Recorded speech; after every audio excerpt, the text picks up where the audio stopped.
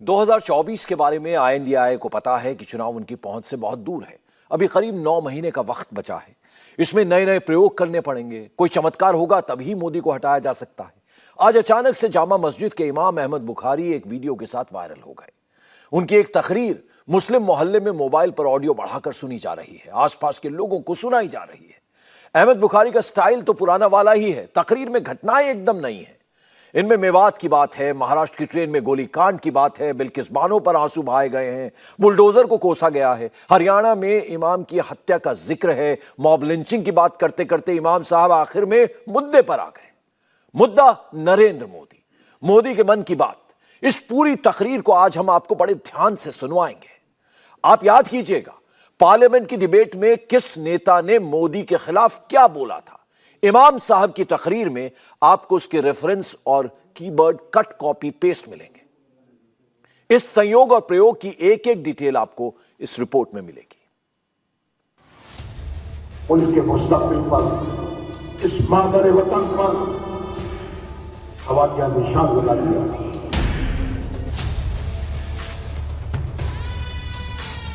चाहे वो मणिपुर का वाकया हो, इनमें बेगुनाहों का कत्ल हो, या मेवात हरियाणा में होने वाले वाकयात हो, मैं जुनून का हमसफर हूं, मेरा कोई घर नहीं। आज ये हालात है मेवात के मुसलमानों का। यह खबर गर्दिश करती है और कर रही है कि इलेक्शन की वजह से माहौल बनाया जा रहा है कि पोलराइज हो, कि मुसलमानों को उस हाल में 50-35 साल में उस हाल में पहुंचा दिया गया कि जो दलितों से भी बदतर हालत में आए मुसलमान। और सिर्फ इसलिए, ये सदा इसलिए मिल रही है कि हम मुसलमान हैं।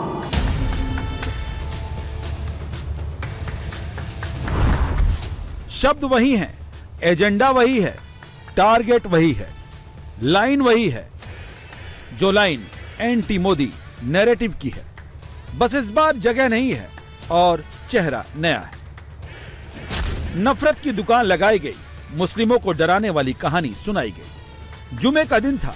जामा मस्जिद से इमाम बुखारी ने देश के मुसलमानों को भड़काने में कोई कसर नहीं छोड़ी। ये मुसलमान होने की सजा हमको दुनिया में दी जा रही है, लेकिन ये शाहराना रवैया, ये शिद्दत पसंदी और ये मदनी मुनाफरत किसी भी मुल्क की यकजहती और सालिमियत के लिए खतरनाक है।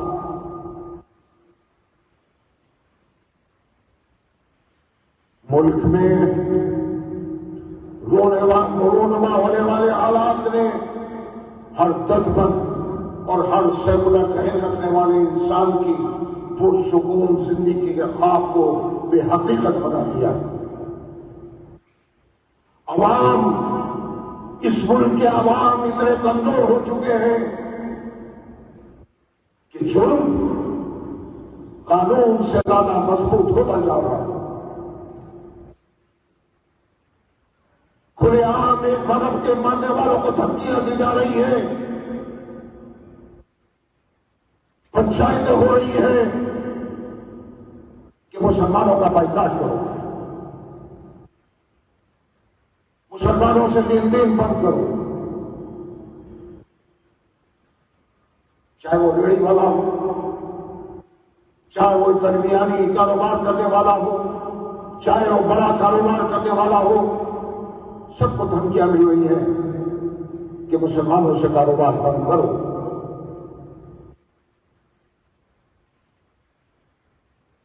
सवाल यह है, मुझे उन लोगों से जो पंचायतों में ये फैसला करके ऐलान कर रहे हैं खुलेआम कि क्या वो 57 मुस्लिम ममालिक जहां मुसलमानों के साथ साथ गैर मुस्लिम भी रहते हैं, तिजारत कर रहे हैं, नौकरियां कर रहे हैं, उनको किसी मुल्क में परेशान किया गया? ऐसा नहीं है कि इमाम साहब ये सब कुछ यूं ही बोलने लगे। पूरी स्पीच तैयार करके आए थे, स्क्रिप्ट लिख कर लाए थे, पॉइंट टू पॉइंट देश के मुसलमानों को सुना रहे थे। चलिए अब कुछ दिन पीछे चलते हैं। इमाम साहब की जुबान वैसे ही चल रही थी और लफ्ज भी बिल्कुल वैसे ही निकल रहे थे जो नैरेटिव एंटी मोदी पॉलिटिशियंस कुछ दिनों से गढ़ रहे हैं। इसको सुनिए फिर समझ जाएंगे। हालिया दर्दनाक वाकयात ने मुल्क के मुस्तकबिल पर, इस मादर वतन पर सवालिया निशान लगा दिया।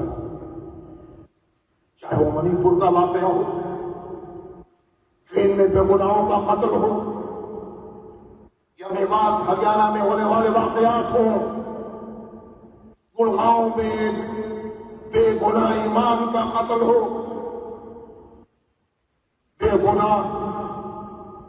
बेगुनाहों के मकानात, दुकानें और दीगर तिजारती इदारे बुलडोजर के जरिए तबाह कर दिए गए। इन कर्मनाक वाकयात पर मैं यही कहूंगा, मैं जुनून का हम सफर हूं, मैं जुनून का हम सफर हूं, मेरा कोई घर नहीं। मैं जुनून का हम सफर हूं, मेरा कोई घर नहीं। आज ये हालात है मेवात के मुसलमानों का, बेघर हैं, जुनूनियों के नजर हो गए, बुलडोजर जला दिया गया, तबाह कर दिया गया, आशियानों को खत्म कर दिया गया। क्या बचा उनके पास? हिंदुस्तान का कोई कानून अगर ये कहता है कि बगैर तहकीक के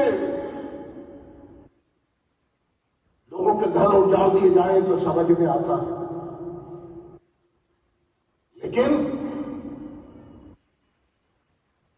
हम उन वाकयात की हिमायत नहीं कर रहे। जो हुआ अफसोसनाक है, कर्मनाक है, तशवीशनाक है, लेकिन ये मुझे बता दें अरबाब इक़्तिदार, क्या ये सही था कि आनन फानन में आशाओं को उजाड़ दिया गया? 22 मिनट तक इमाम बुखारी बोलते रहे, मुसलमानों को सुनाते रहे। 2014 से पहले इमाम बुखारी अक्सर सियासी बयान दिया करते थे, लेकिन इधर कुछ दिनों से फिर से बुखारी एक्टिव हुए हैं। क्यों एक्टिव हुए हैं, क्या उसकी वजह ये है? लड़िए इलेक्शन, जीतिए भी इलेक्शन, लेकिन दिलों को जीत कर मोहतरम वज़ीर आज़म, आप मन की बात करते हैं, लेकिन मुसलमानों की मन की बात भी सुनिए। कोई इन हालात से परेशान है, वो सोचता है मुल्क का क्या मुस्तकबिल होगा, वो सोचता है मेरे बच्चों का फ्यूचर क्या होगा। और ये मुसलमान ही नहीं सोच रहा, इस मुल्क का हिंदू भी यही सोच रहा, इस मुल्क का ईसाई भी यही सोच रहा है।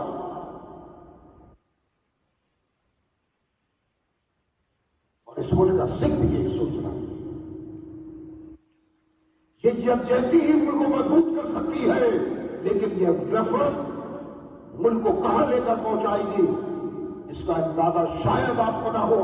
हम अवाम में रहते हैं, हम बीच में रहते हैं, हमको मालूम है कि क्या हालात है। वज़ीर आज़म हालात को समझिए और इस पर गौर कीजिए।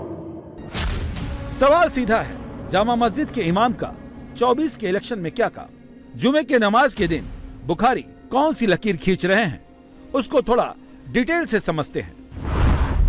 मुस्लिम इकोसिस्टम में नए मेंबर बने हैं बुखारी।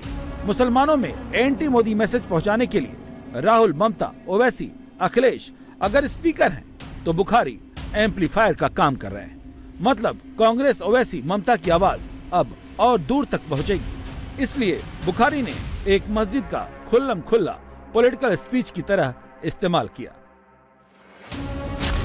ऐसा नहीं है कि मुस्लिम इकोसिस्टम में सिर्फ इमाम बुखारी ही एक्टिव हैं। पिछले कुछ दिनों की बात करें तो एंटी मोदी माहौल बनाने में जमीयत सबसे ज्यादा एक्टिव रहा है।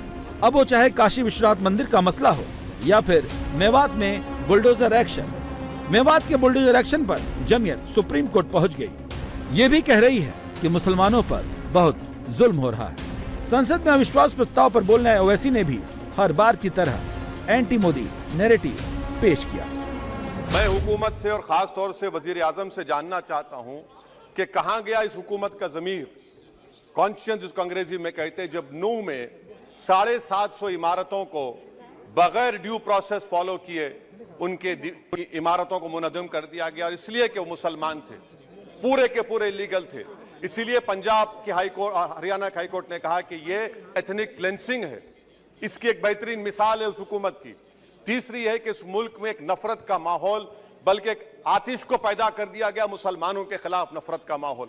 ये इनका ये 9 साल का इनका ये कारनामा है। सर, मैं हरियाणा और मणिपुर के वजीर आला के लिए किसी शायर ने अच्छा कहा था कि कुर्सी है तुम्हारा ये जनाजा तो नहीं, कुछ कर नहीं सकते तो उतर क्यों नहीं जाते। आखिर कहां गया, उन ताबूतों में खो गया कि आपका कॉन्शियस, आपका जमीर। मैं ये पूछना चाहता हूं, बिल्किस बानो इस देश की बेटी है या नहीं? जिस बिल्किस बानो को 11 लोगों ने रेप किया, प्रेग्नेंट थी, उसकी मां का रेप किया, उसकी बेटी को कत्ल कर दिया, उसकी मां का कत्ल कर दिया, आपने कातिलों को रिहा कर दिया। यह आपका कॉन्शियंस है। मुस्लिम इकोसिस्टम कैसे काम कर रहा है समझ सकते हैं। अच्छा तो ये होता कि सरकार का जमीर जगाने के साथ साथ मुस्लिमों की सियासत करने वाले ओवैसी उनका जमीर भी जगाते, जिन पर माहौल खराब करने के आरोप लगते हैं। लेकिन ये सियासत है, बात वोट की है। वो वोट मुसलमान करने से मिले या फिर मोदी करने से। मुसलमानों की बात करने वाली ऐसी एक नहीं, तमाम तंजीमें हैं। ऐसी ही एक तंजीम है ऑल इंडिया मुस्लिम मजलिस ए मशावरत, जो खुद को मुस्लिम संगठनों का अम्ब्रेला बॉडी बताती है। वो भी मीडिया के सामने आई और मोदी सरकार पर सवाल खड़े करते दिखी। बहिष्कार की बात है, उन तमाम चीजों को लेकर क्या मुशावरत ऐसा कोई कदम उठाने जा रही है? कल बुखारी ने भी बयान दिया है। देखिए, मैं बुखारी साहब ने क्या बयान दिया नहीं दिया, मैं उस पर ज्यादा नहीं जाना चाहता हूं, क्योंकि उनके वो पर्सनल हैं।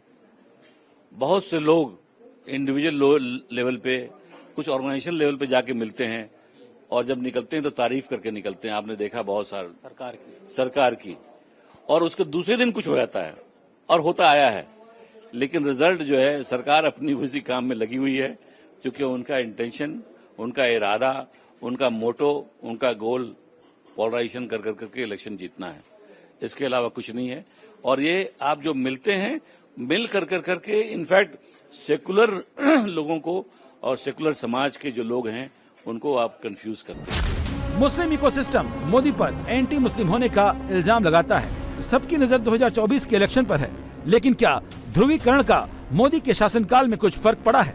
इंडिया टीवी सीएनएस के सर्वे में इसी से मिलते जुलते विकल्प दिए गए और पूछा गया, नरेंद्र मोदी सरकार के कार्यकाल की सबसे बड़ी विफलता क्या है? बढ़ती बेरोजगारी है, किसानों की नाराजगी है, बढ़ती महंगाई है, सांप्रदायिक तनाव है या दूसरे कारण है? तो इसमें सबसे ज्यादा 35% लोगों ने कहा कि बढ़ती महंगाई को रोकने में मोदी सरकार नाकाम रही, जबकि 29% लोगों ने कहा कि बढ़ती बेरोजगारी को मोदी सरकार रोकने में विफल रही। तीसरे नंबर पर 23% लोगों ने इसकी वजह किसानों की नाराजगी बताई, जबकि 9% लोगों ने सांप्रदायिक तनाव को सबसे लास्ट में जगह दी। मोदी सरकार को लोगों ने सांप्रदायिक तनाव की कसौटी पर नहीं परखा। इसी तरह मुसलमानों के भीतर यूनिफॉर्म सिविल कोड के नाम से डर बैठाया गया। यूसीसी के नाम पर मोदी सरकार को मुस्लिम विरोधी बताने का नैरेटिव चलाया गया। लेकिन सवाल है कि क्या मुसलमान शाही इमाम, ओवैसी और मुसलमानों की सियासत करने वाली दूसरी पार्टियों की सुनते हैं? क्योंकि मुसलमानों में आरिफ मोहम्मद खान जैसे भी मुसलमान हैं। क्या उन्हें भी लगता है कि मोदी सरकार एंटी मुस्लिम काम करती है? क्या मुस्लिमों को परेशान करने के लिए यूनिफॉर्म सिविल कोड की बात की जा रही है? 40 साल बाद, मुझे तो लगता है 40 साल से पहले, तो ये जो 2019 का कानून है और नरेंद्र मोदी जी ने जिस तेजी के साथ, जैसे ही संभव हुआ, जिस तेजी के साथ उसको लागू किया गया, मेरे पास मैं बहुत सारे शब्दों का प्रयोग कर सकता हूं, लेकिन नहीं करूंगा।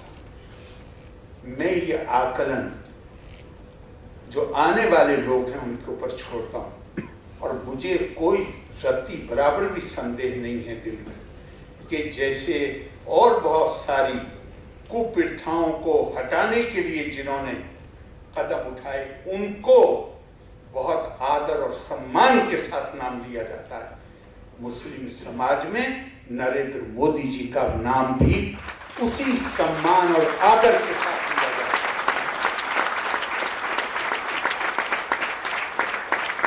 इन महिलाओं के अधिकारों को सुरक्षित करने के लिए और खासतौर से उन बच्चों के भविष्य को अधिकार से बचाने के लिए 95% तलाक पे बैन नहीं है, 3 तलाक पे बैन हुआ और 95% की कमी। मुसलमानों को लेकर 2 नैरेटिव हैं। एक तरफ शाही इमाम, ओवैसी, जमीयत और मुस्लिमों की सियासत करने वाली INDIA गठबंधन के लोग हैं और दूसरी तरफ आरिफ मोहम्मद खान जैसे मुसलमान हैं। देश के 14% मुसलमान सबकी सुन रहा है और वो वही करेगा जो देश के लिए और उनके लिए अच्छा होगा। इंडिया टीवी हर वक्त हर जगह डाउनलोड करने के लिए सर्च करें India TV news Google play store या ऐप स्टोर पर।